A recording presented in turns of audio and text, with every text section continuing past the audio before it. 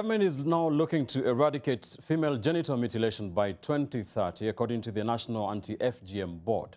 This comes amid emerging trends in the practice, such as radicalization and cross-border FGM, that continue to threaten efforts by civil society organizations in bringing down the numbers. Kenya, however, boasts of reducing the numbers from 21% in 2015 to 15% in 2022, according to a report by the Kenya National Demographic and Health Survey.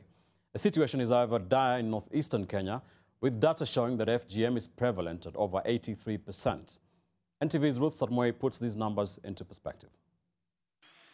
Sarafina Loriakwe, a resident of Samburu County, knows all too well the impact of female genital mutilation after she underwent the cut at 14 years old. And I was the first person to be cut. Even the water, because it is not a lot of water, it is like ata nusu kikombe, like that much is little. So it didn't do anything. So I started bleeding and I bled a lot because I remember I passed the whole day. Even my dad, everyone was like panicking because my body was weak, everything was like, people were like, oh, they were scared. I remember I was cut 4 times.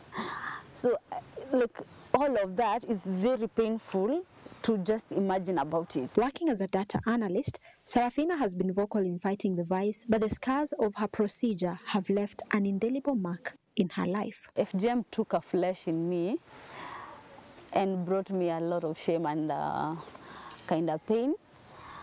And also, I usually say, if I'm always also trying to be positive. It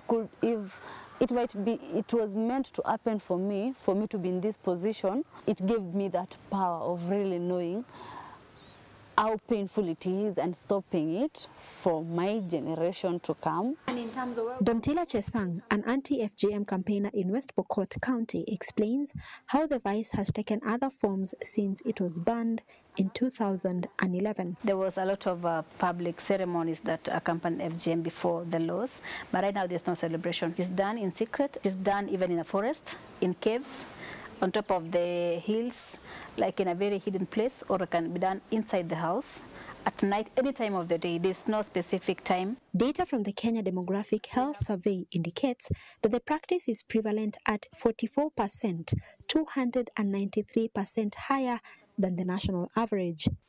But the numbers are more glaring in the north. Wajir County leads at 97%, followed by Mandera at 96%, and Garissa and Marsabit at 83%. Basically, the northeastern counties are still at the rate above 83. That is from 83 to 97.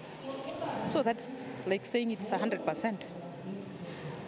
Counties like Kisii, Migori, Elgeyo Marakwet are ranging between 27 and 30. Other than the cut being undertaken in secrecy, the issue of cross-border FGM has worsened the situation in the north. Previous FGM in Somalia is 98%. The cross-border Somalia and Ethiopia that are FGM circumstance is increasing.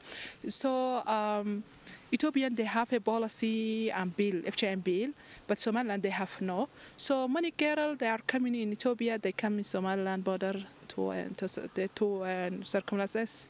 Stakeholders are, however, optimistic that ongoing efforts by different organizations will result in a drop of the numbers in the coming years.